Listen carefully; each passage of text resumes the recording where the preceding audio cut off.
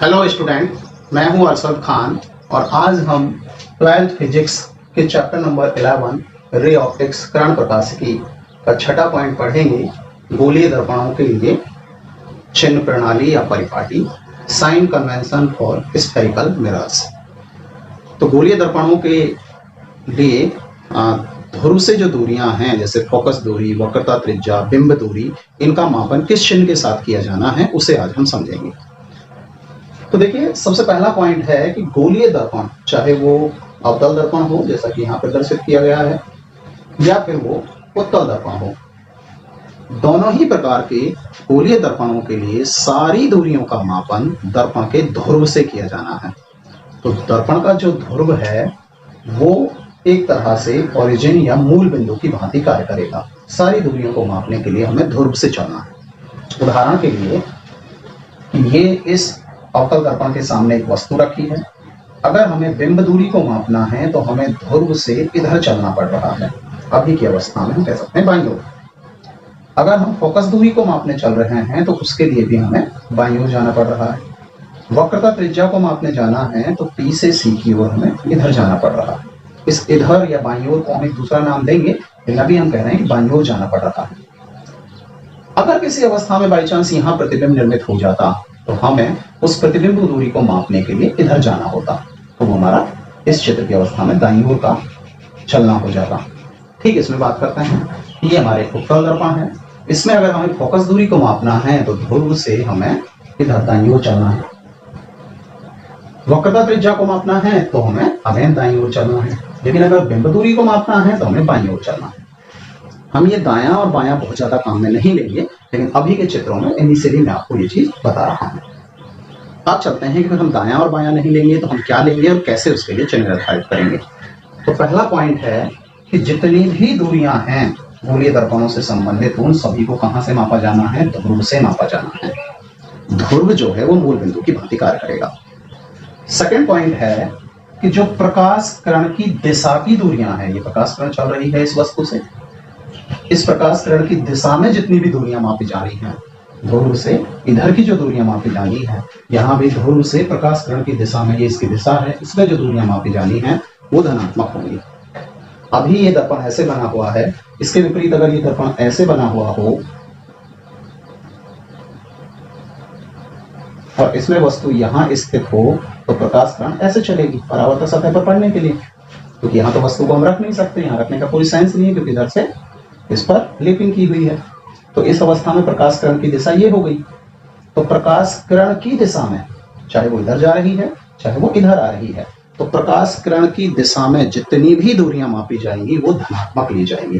तो इसमें प्रकाश किरण की दिशा ध्रुव से चलें तो ये वाली बनी, दिशा ये है, लेकिन हमें मापना P से स्टार्ट करना है। तो इन सब दूरियों को, इधर की जितनी भी दूरियां होंगी तो क्या मापेंगे? धनात्मक में मापेंगे। ठीक इसी प्रकार इसमें जो ध्रुव से प्रकाश किरण की दिशा में दूरियां होंगी कैसे मापी जाएंगी? धनात्मक मापी जाएंगी। जबकि प्रकाश किरण के विपरीत दिशा में जो दूरियां होंगी, इधर की जो दूरियां होंगी, इस वाले केस में इधर की जो दूरियां होंगी कैसे मापी जाएंगी? ऋणात्मक मापी जाएंगी। तो किससे निर्धारण होगा? किरण की दिशा से। प्रकाश किरण की दिशा में जो होंगी वो धनात्मक और जो विपरीत दिशा में होंगी वो ऋणात्मक मापी जाएंगी। कहां से मापन करना है? ध्रुव से मापन करना है। थर्ड पॉइंट, मुख्य अक्ष के ऊपर की जो दूरियां होंगी, ध्रुव से मुख्य अक्ष के ऊपर की जो दूरियां होंगी उन्हें कैसा लेंगे हम? धनात्मक। और मुख्य अक्ष के नीचे की जो दूरियां होंगी उन्हें कैसे लेंगे हम? ऋणात्मक। तो इस मुख्य अक्ष से निर्धारण होगा ऊपर की दूरी या नीचे की दूरी। मापन कहां से करना है? ध्रुव से ही करना है जो मुख्य अक्ष पर स्थित है। तो थर्ड पॉइंट क्या बना? मुख्य अक्ष से ऊपर पॉजिटिव एवं नीचे नेगेटिव। तीनों पॉइंटों को पुनः समझते हैं एक बार। सारी दूरियों का जो आकलन है, मापन है, वो दर्पण के ध्रुव से किया जाना है। ध्रुव ओरिजिन की भांति कार्य करेगा, मूल बिंदु की भांति कार्य करेगा। प्रकाश किरण की दिशा की जो दूरियां हैं वो धनात्मक मापी जानी है। दायां बायां वर्ड हमें काम में नहीं लेना है, क्योंकि इस अवस्था में प्रकाश किरण की दिशा दाईं ओर है, जबकि इस वाली अवस्था में वो बाईं ओर भी हो सकती है। तो प्रकाश किरण की दिशा की दूरियां धनात्मक और प्रकाश किरण के विपरीत दिशा की दूरियों को ऋणात्मक मापना है।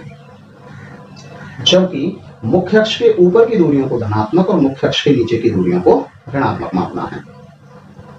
अब जस्ट सपोज हम मान लेते हैं कि ये एक अवतल दर्पण के सामने वस्तु रखी हुई है और माना इसका प्रतिबिंब यहां निर्मित हो रहा है। तो ऐसी अवस्था में इन दूरियों को क्या चिन्ह दिए जाएंगे उसे समझते हैं। तो ध्यान दीजिए, वस्तु से दर्पण के ध्रुव की दूरी बिंब दूरी, बिंब दूरी को मापने के लिए हम प्रकाश किरण की विपरीत दिशा में चले, इसलिए इसका चिन्ह हो गया नेगेटिव। फोकस दूरी को मापने के लिए अगेन हम विपरीत दिशा में चले, ये भी नेगेटिव। वक्रता त्रिज्या को मापने के लिए नेगेटिव दिशा में चले, इसलिए ये भी नेगेटिव। तो यहां पर बिंब दूरी नेगेटिव, अवतल दर्पण की फोकस दूरी नेगेटिव, वक्रता त्रिज्या नेगेटिव। और यहां इस अवस्था में हम कह सकते हैं कि जो प्रतिबिंब निर्मित हुआ है उस प्रतिबिंब की ध्रुव से जो दूरी बन रही है, प्रतिबिंब दूरी भी, वो भी नेगेटिव है। अगली अवस्था इसमें मान के चलते हैं, माना वस्तु यहां रखी है और जस्ट सपोज उसका प्रतिबिंब यहां निर्मित हो गया। तो ऐसी अवस्था में देखिए, हम फोकस दूरी को मापने के लिए प्रकाश किरण की दिशा में चलेंगे, इसलिए फोकस दूरी धनात्मक। वक्रता त्रिज्या को मापने के लिए प्रकाश किरण की दिशा में चलेंगे, इसलिए ये भी धनात्मक।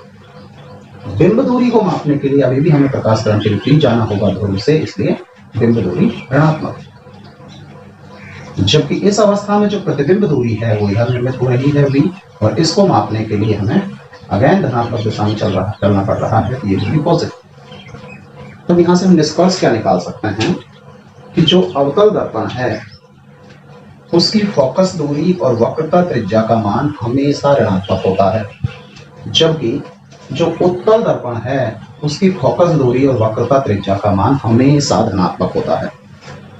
सेकेंड निष्कर्ष क्या निकाल सकते हैं कि जो बिंब दूरी का मान है वो अगर वास्तविक वस्तु या वास्तविक बिंब है तो उसके लिए हमेशा ऋणात्मक होता है, हालांकि वह काल्पनिक प्रतिबिंब के लिए धनात्मक होता है। काल्पनिक प्रतिबिंब का मतलब क्या है कि जैसे सपोज मैं यहां खड़ा हुआ हूं, यहां एक दर्पण है, उस दर्पण समतल दर्पण के पीछे मेरा आभासी प्रतिबिंब बन रहा है और उस दर्पण के सामने दूसरा प्रतिबिंब रख दिया, दर्पण रख दिया, तो उस प्रतिबिंब से उसमें भी प्रतिबिंब निर्मित हो रहा है। मैं उस दर्पण के सामने नहीं हूं, इसलिए मेरा जो प्रतिबिंब बना आभासी वो इस दर्पण के लिए बिंब का कार्य करेगा। तो ऐसी अवस्था में हम इस सेकंड वाले दर्पण के लिए जो बिंब है उसे आभासी कह सकते हैं। तो अभी हम वास्तविक बिंबों की अगर बात करें तो u का जो मान है, बिंब दूरी का मान है, वो कैसा होगा, हमेशा ऋणात्मक होगा। जबकि काल्पनिक बिंब के लिए हम ऐसा नहीं कह सकते क्योंकि उसके लिए u का मान धनात्मक होता है। अब बात आती है लास्ट प्रतिबिंब दूरी की। तो प्रतिबिंब दूरी को हम निश्चित नहीं कह सकते। इस अवस्था में जब वास्तविक और उल्टा प्रतिबिंब बन रहा था तो हमारी जो बिंब दूरी थी वो ऋणात्मक थी, जबकि यहाँ आभासी और सीधा प्रतिबिंब बन रहा था तो इसका मान धनात्मक भी था। तो वो डिपेंड करेगा कि प्रतिबिंब किस प्रकार का निर्मित हो रहा है। अगली बात करते हैं हम बिंब और प्रतिबिंब की लंबाइयों या ऊंचाइयों की। तो यहाँ ध्यान दीजिए कि ये जो वस्तु है, बिंब है, ये मुख्य अक्ष के ऊपर है। तो अगर इसकी ऊंचाई को हम h लिखें और उसके चिन्ह की बात करें तो वो धनात्मक होगा, क्योंकि मुख्य अक्ष के ऊपर की दूरी मापनी है। जबकि इस प्रतिबिंब का निर्माण मुख्य अक्ष के नीचे हो रहा है, इसकी ऊंचाई को h डैश माने तो इसका जो चिन्ह होगा वो ऋणात्मक होगा, क्योंकि मुख्य अक्ष के नीचे निर्मित हो रहा है। ठीक इसी प्रकार इसमें देखें तो प्रतिबिंब की ऊंचाई h का मान जो है वो पॉजिटिव होगा, मुख्य अक्ष के ऊपर है। प्रतिबिंब भी मुख्य अक्ष के ऊपर बन रहा है, इसलिए जो h डैश का चिन्ह होगा वो भी कैसा होगा, धनात्मक होगा।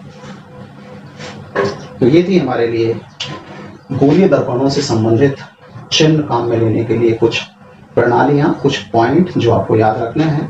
अगर निष्कर्षित रूप में कहें तो एक बात पुनः समझ लीजिए कि गोलीय दर्पणों के लिए सारी दूरियों का मापन दर्पण के ध्रुव P से करना है।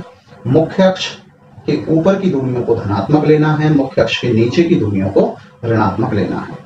प्रकाश किरण की दिशा में मापी गई दूरियों को धनात्मक लेना है और प्रकाश किरण के विपरीत दिशा में मापी गई दूरियों को ऋणात्मक लेना है। इनसे हमारे जो 3 मुख्य नोट या निष्कर्ष निकल के आए, उसमें पहला क्या था कि जो अवतल दर्पण है उसकी फोकस दूरी,